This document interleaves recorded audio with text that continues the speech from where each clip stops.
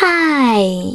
In front of me is Nubia Red Magic 6R, and today I would like to show you how you can rename it.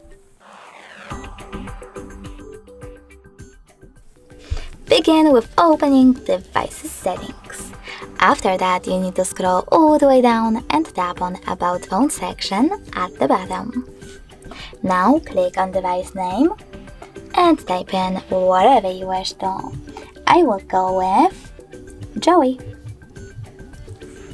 Following that, you need to click on OK. And as you can see, after that, the name of my smartphone has changed. Thanks so much for watching. If you enjoyed this video, leave a like, comment and subscribe. Bye!